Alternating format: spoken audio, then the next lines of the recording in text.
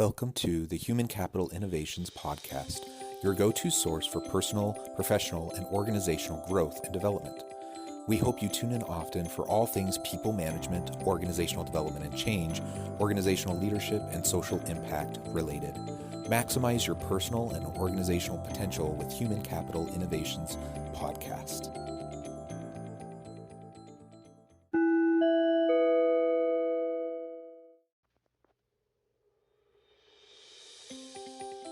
Welcome to the Human Capital Innovations Podcast. In this HCI podcast episode, I talk with John Steed about utilizing data visualization and GIS in the workplace.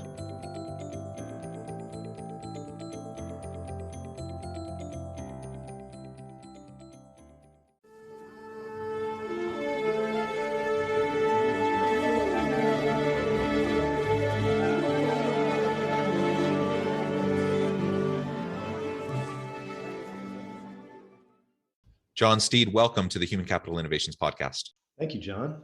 Very, very glad to be here. Yeah, it's great to be with you. I'm excited to have a nice conversation. We're going to have a really fun exploration looking at utilizing data visualizations in the workplace. But I know you're also going to tell us a little bit about GIS and developing teams and people and careers in that field. So I'm excited for that as well. As we get started, I wanted to share John's bio with everybody. Since he came to Tesla in 2014, John Steed has been the visionary and driving force behind Tesla's Geospatial Services Department. Under his direction, the department has focused on leveraging sophisticated solutions for a myriad of complex problems faced by his clients. John has a passion for being technically creative, solving real-world problems and troubleshooting existing systems, all in the context of supporting mission-driven results through geospatial solutions. John's diverse track record of international experience serves him well in understanding a wide range of client contexts and needs. His background includes collaborating with renewable energy nonprofits in the Andes and Amazon of Peru and Ecuador, managing UNHCR implementing partner organizations across West Africa, and assisting U.S. government agencies' collaboration efforts on behalf of international programs in the United States. When he's not in the office, you can find John putting his spatial skills to work on home repair and custom renovation projects, or satisfying his love for the outdoors by hiking, surfing, or free diving. That is amazing. I love everything about it, though I'm not sure I could ever join you in the free diving area, but that's tremendous. As we get started, anything else that you would like to share with listeners by way of your background, your personal context, and really even just how you got into your career and the work that you're doing? Sure. Yeah. Thank you so much. And thanks again for the opportunity today.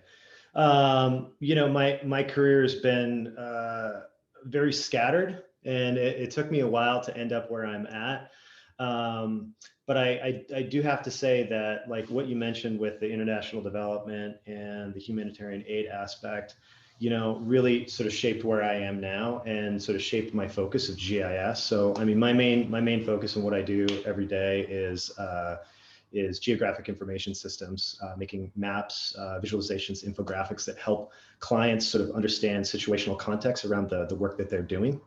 And I have to say, I came into it from a very, very strange direction. After college, I was trying to figure out what I wanted to do. And I thought, maybe the Peace Corps was the right direction to go in. And I was with a recruiter, and I asked them, what do you think would sort of help me stand out in the pile of applicants for other Peace Corps candidates? And they said, you should take some GIS courses. And so, my background had been more along the trades, mechanical maintenance, that sort of thing. So when I first got into it, I had no understanding of computers, technology, like how to be applying geospatial concepts to things, and it was just way over my head. And I didn't see a way of applying it. But when I went to grad school, I ended up meeting a professor who was teaching GIS courses. And I got in really close with them, and they helped me to understand sort of how this could be applied to real world problems, especially in the context of international development, humanitarian aid, and that sort of thing. And so I ended up getting involved in GIS from that direction. And it's been incredibly fruitful and really interesting to sort of see the different ways that you can take GIS and then apply it and really help solve real world problems. So this week, the largest conference for GIS, the Esri User Conference, is taking place. They have, oftentimes when they have it in person, it's like 20,000 attendees. I would guess that it's probably 50,000 plus attendees. So, there's everyone around the world that's involved in this industry is coming together and working on this right now. Everyone from like city planners to to lay people like myself that are doing this sort of for small companies, sort of, helping other industries sort of with the problems that they have. But, in a nutshell, I just wanted to point out it's been a very circuitous path that I've taken to get here, but I think it's really fruitful, and I've learned a lot in the process, and I've been able to help teams apply that knowledge to help them, better themselves. Yeah, that's wonderful. And I mean, I only have very tangential kind of connections to the GIS space. And I'm a professor. I also do consulting work. So I work at the university. I've worked on teams with others that do GIS stuff. And it's always added a huge layer of just really great context and opportunity, for any research project that we're working on. I'm working on one big project that's very interdisciplinary, for example, looking at a local lake here in Utah that's, not being well utilized, not being well taken care of. And we're looking at it from all these different angles, all these different disciplines. And the GIS has been hugely beneficial on my end. I'm looking at the business side of things, just as an example. Anyways, I'm just giving an extra little plug for, GIS is super cool. It's super beneficial, and definitely everyone should be looking into it, ways to enhance what your organization's doing and what you're, the impact that you're trying to make in the world. Sure. And it's beyond just, the application in terms of what you're talking about with like looking at lakes, using resources, seeing how businesses interact geospatially. I mean, it's like, everybody's using it on a day-to-day basis in terms of just, where are they going? They're using like Google Maps to figure out how to get there, right? It's totally integrated into our daily lives. There's this discussion now of, I can't remember the term for it, but, information of things, IoT, right? So, people have Echo Bees, nests, things like that. And those are all geospatially connected now too. So you can leverage your own, like what's happening in your own house and figure out how it relates to the environment around your house and in your local community. And you can compare your house to other houses in the region in terms of, how you're leveraging your energy efficiency and things like that. It's pretty amazing. Yeah, that is pretty awesome. So tell me just a little bit more about, I know you do a lot of work in developing people in the GIS career space and developing teams. What goes into that? What have you done in that space? Yeah, thank you. So right now I work with a team of approximately 6 people at the company that I'm at, Tesla Government Incorporated. And, when I first came into the role that I'm in now, I sort of built out the department. And then I had to hire on a team and try to figure out how to slot these individuals into a role that could then support that team and support the growth of the company. And so we have a number of individuals from, cartographers, graphic designers, to geospatial analysts, to automators, Python experts. And I think one of the fun things for me has been seeing a lot of people coming from fresh out of college or with a little bit of work experience, and then putting them into an environment where they are having to work in a team that is not, it's not a bunch of people that have the same background, have the same experience, have the same education, but it's very multidisciplinary. And I think one of the things that I've learned that's been very beneficial for me is that when you have a team that is multidisciplinary like that, it's a constant learning environment where everybody's building on the skills that they have from their peers. And I also personally believe it's a lot more of a fun environment to work in because it's not static. It's not like I said before, a bunch of geospatial analysts who are looking down at a computer all day trying to identify stuff in a raster map. So that's one of the things that I've learned, or maybe 2 of the things in what I just mentioned to you that I've learned. Another thing has been connecting. There's such a broad community for GIS now, and there's so many different groups out there, and there's so many young professionals networks, that plugging the team that I work on into those networks, I think has been really innovative for them in their professional trajectories, I guess you could say. So that's been another thing that I've learned, that doing that early, I believe, is beneficial to their growth and also to the growth of the team. Yeah, absolutely. I think we often forget, especially with younger workers in the labor force who are just starting off. I mean, they're hungry for mentorship. They're hungry for being developed and for feedback. And a lot of times leaders, managers in organizations, they're busy, they're doing all sorts of things. And so, they may not have the time to devote towards developing their people, even though I would suggest that's probably the number one thing you're supposed to do as a leader. But even if they don't feel like they have that time to prioritize that, connect them at a minimum, connect them into these types of groups, these organizations, these networks, that they can find other opportunities to really engage, right, and to learn and to grow, and it's gonna benefit them, of course, but it's gonna benefit your team. It's gonna benefit your organization. So we really don't want to overlook that piece. Sometimes I hear leaders bemoan young millennial and Gen Z individuals in the workforce, and they always say things like, oh, they're so entitled. They feel like they want to make an impact right now, and they want to they're just constantly trying to get feedback, and I don't have time for that. And when I hear that, I'm just like, well, I mean, that's kind of what leaders are supposed to be doing, so maybe we should start thinking a little bit more about that.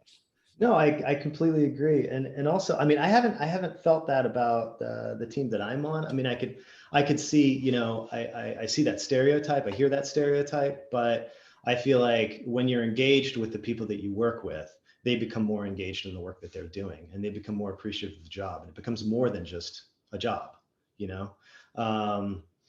Yeah, I completely agree. And I think another thing is that leaders are supposed to be, are not just supposed to be doing the administrative day-to-day stuff. They're supposed to be like snow plows. They're supposed to get obstacles out of the way so that the people that they work with can succeed, and so you have to have that sort of synergistic relationship with your team members. If you don't, then the whole team doesn't succeed. And when you build on people's professional trajectories, when you build them out to be better than when they first arrived at the company, when they leave the company and they're still in the same industry, the industry is better as a whole, and you can have business connections as a result of that anyway. So I think it's I think there's a lot of benefits and positives to it. Yeah, absolutely. Well, so we could go down this track, but I do want to talk a little bit more about data visualizations as a tool, how we can utilize that more within organizations to enhance what we're doing in our teams and our products and services, and just helping us be more impactful and productive as a whole. So let's talk a little bit more about that. Tell me a little bit more about what you do with data visualization and some of the ways that you've seen that making an impact.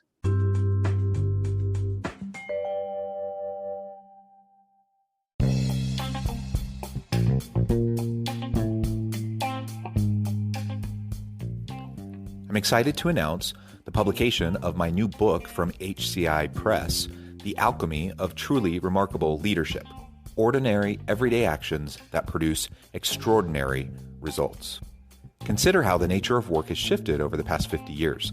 With increased globalization, rapid technological advancement, and the shift in economic composition, the average job of today looks very different than the average job of 50 years ago. What will the jobs and organizations of tomorrow look like? Moreover, what does this all mean for organizational leaders? What are the core competencies and capabilities of organizations and their leadership that are prepared for continued disruption and geopolitical and socioeconomic shifts? Regardless of what the future holds, increasingly, leaders need to be socially minded, data-driven, decisive, champions of talent, and disruptors of the traditional notions of leadership, teams, organizations, and work.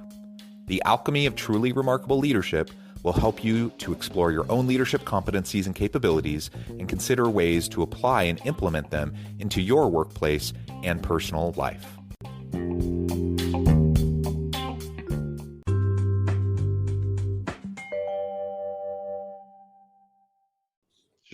Yeah, so a lot of what we do with data visualization is we're a knowledge management company, right? We help different organizations leverage their data more effectively and then share their data with other organizations that they're working with. So one of the primary contracts that we work on facilitates information sharing between different government agencies who are working on complex crises around the world, and they work with other partner nations. And so these are like agencies that oftentimes in the US don't even talk to each other. They don't even really know that each other are working in the same areas, in another country.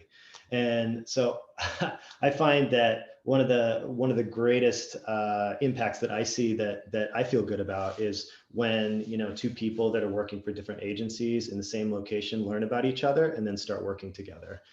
That's wonderful. But my team, very specifically, what we do is we help take their data and then open source data that we research and then provide data visualization products. So most of the time that's in the form of web maps, dashboards, that sort of thing. But we also create static map products that can then be printed out like as hard maps and used as briefing aids or things like that. And sort of some examples of seeing successes on that, I can think of a couple off the top of my head. So one was when I first started working at the company, we were working with some civil affairs teams and some State Department teams that were working on the ground in Turkey on the Syrian refugee crisis. And they were trying to figure out how to get aid across the border from Turkey into Syria. And as you can remember back in 2015, it was a very fluid environment, right? So control was shifting hands constantly, battles were erupting in different parts of the country. And so what we did is we worked really closely with them on a daily basis, and we would figure out, where the border crossings were, who was in control of the border crossings at that time, whether it was like, the Syrian government, or if it was, one of the rebel groups, ISIS, the Kurds, et cetera. And then if the border crossing was open, and then any other information about that. And so we'd create almost daily products that we could then host on our website, and they could gain access to sort of understand the fluid nature of that crisis. And then they would use that in terms of their planning. So that's one thing. And I saw that as a great success. Coordinating really closely, taking textual data, turning it into a visual representation, and then giving that back to them so that they could use that for briefings and planning and mission success, et cetera. And then another one was we were working with a CDC colleague on the polio crisis in Nigeria. So, wild polio has been pretty much eradicated around the world, but there's been a couple hot spots that are sort of hanging in there. One is in, I believe it's the Pakistan-Afghanistan border, and the other was Nigeria, sort of in that northern sort of Lake Chad region. And so we were working with them on polio campaign, like a vaccination campaign, and trying to figure out how to gain access to specific areas within that Lake Chad region within Nigeria. And we were leveraging some imagery, and they were trying to figure out, if people were going to these places or if roads were open or whatever. And they got a report from somebody that the road was closed and they couldn't get through there. We were able to help them find imagery that showed that the road indeed had been open. And so that campaign, that individual didn't go on that campaign to work on vaccinating that area. And this individual was able to say, hey, the road was open, you need to go in order to get that campaign moving. And it was just that quick, by taking, just an image, a satellite image of the Earth, and being able to leverage it in such a way to help villagers so that they could get vaccinated against a disease that is so terrible. So, yeah, those are great examples. And I love the social impact of what you're doing, how we can leverage that data in a new way, how the visualization really helps us understand it in a new way. And I also just love the interdepartmental kind of collaborations that can occur.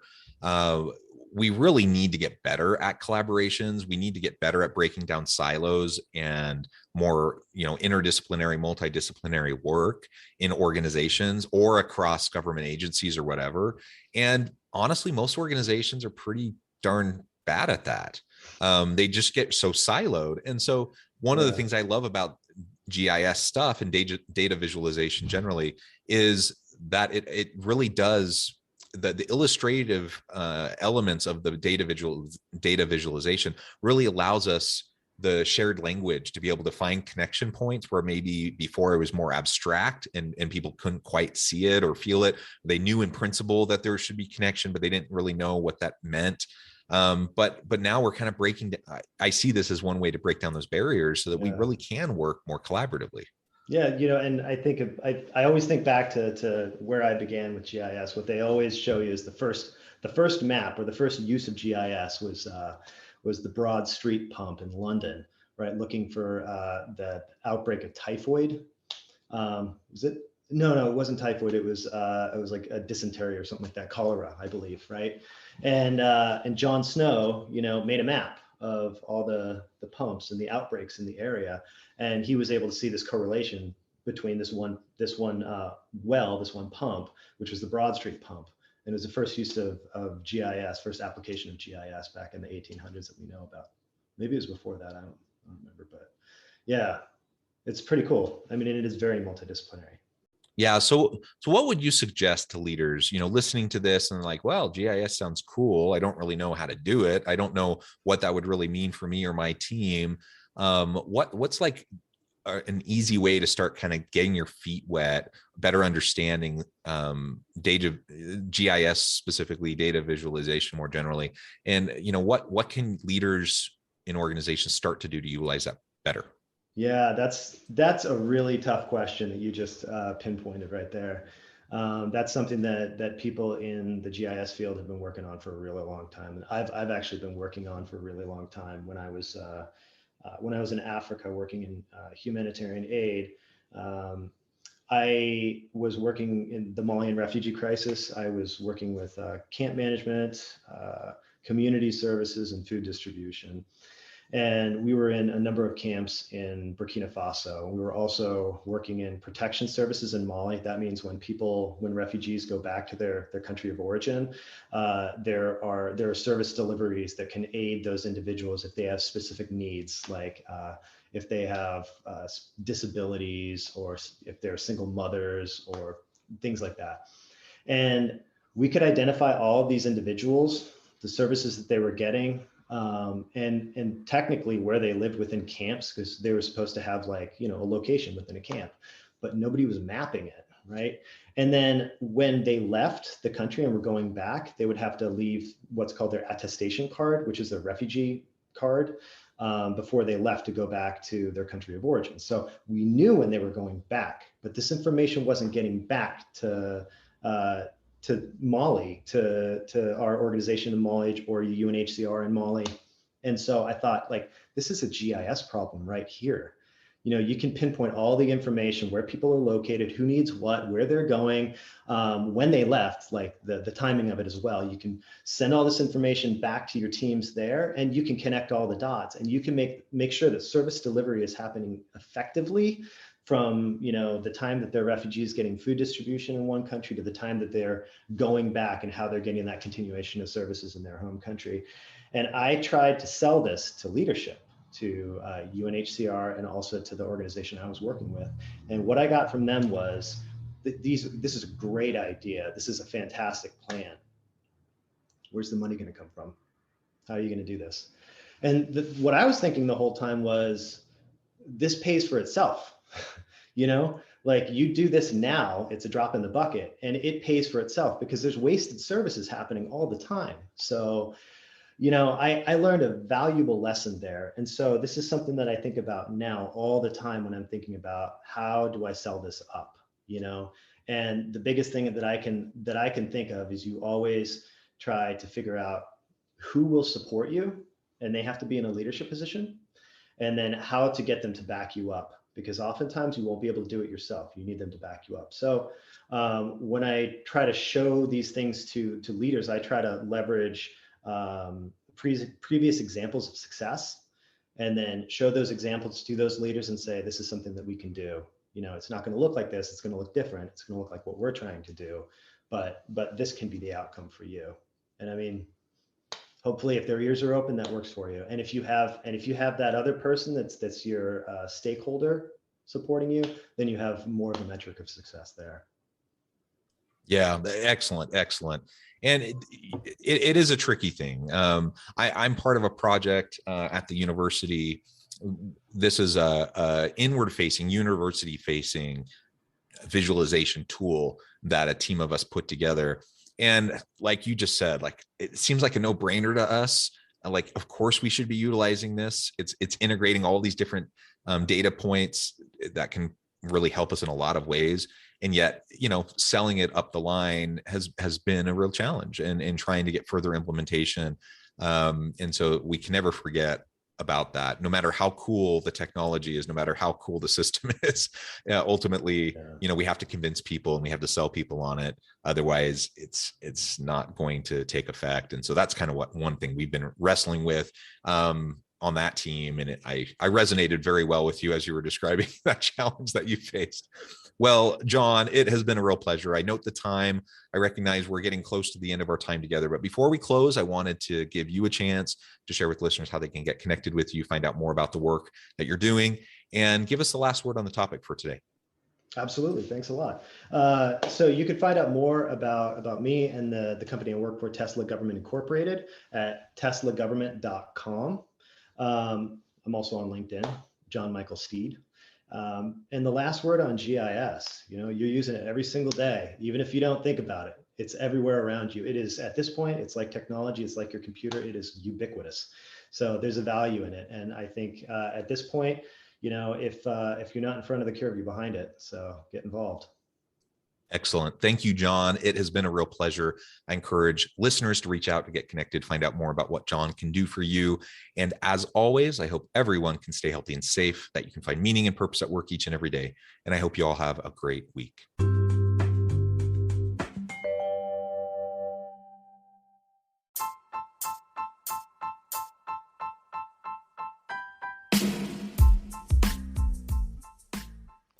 We are excited about the launch of HCI's new magazine, Human Capital Leadership.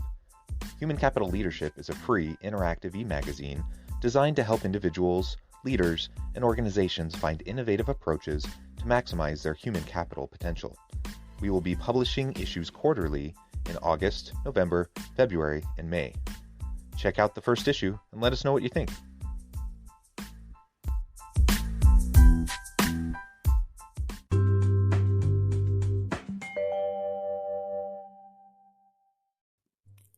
Thanks again for joining us for this episode of the Human Capital Innovations Podcast. I hope you stay healthy and safe and that you have a great week.